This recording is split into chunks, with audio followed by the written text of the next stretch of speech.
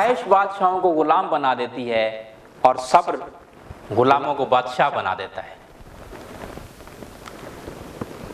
Cancer کا علاج جو ہے اللہ تعالیٰ کی دی ہوئی نعمتوں سے آپ کر سکتے ہیں۔ جو لوگ امیر لوگ ہیں وہ تو ان چیزوں پہ بلیو نہیں کرتے، لیکن میری ریکویسٹ یہ ہے آپ سب یقین کیجئے، اور میں نے بہت سارے مریضوں کو تندرست ہوتے دیکھا ہے، اپنا وقت اور پیسہ ضائع نہ کیجئے۔ جو آپ کے پاس فالتو پیسہ ہے وہ صدقہ میں آپ دیجئے، اور آپ ان اللہ تعالیٰ کی دی ہوئی نعمتوں سے آپ علاج کریں۔ کینسر اگر آپ کو ہو جائے تو اونٹنی کا دودھ جو ہے بہت ہی مفید ہے۔ اونٹنی کے دودھ میں ہلدی ڈال لیجئے، 2 گرام ہلدی ڈال لیجئے صبح اور شام کو، انشاءاللہ آپ کو کینسر جیسے خطرناک مرض سے شفا ملے گی۔ دوسرا جو ہے ایلو ویرا کا جوس آپ استعمال کریں، اور کینسر آپ کو زندگی میں نہ ہو تو آپ جو ہے مہینے میں 2 مرتبہ آپ جو ہے اونٹنی کا دودھ استعمال کیجئے۔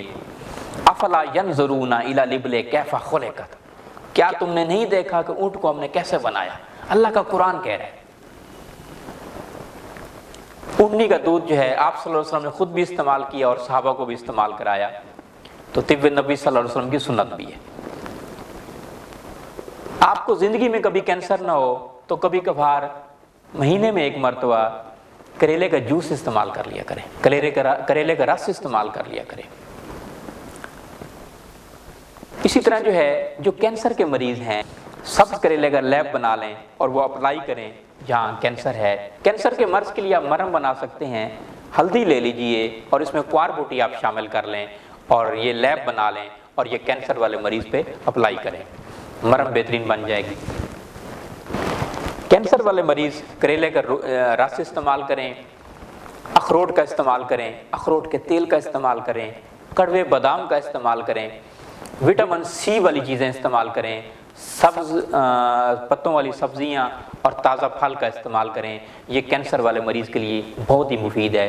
چکوترے کا استعمال کریں، اسی طرح سنترے کا استعمال کریں، لیمو کا استعمال کیجئے، لیمو پانی کا استعمال کریں، مچھلی کا تیل استعمال کریں، مچھلی استعمال کریں، ٹماٹر کا استعمال کریں، ٹماٹر کا رس کا استعمال کریں، گوبھی کا استعمال کریں۔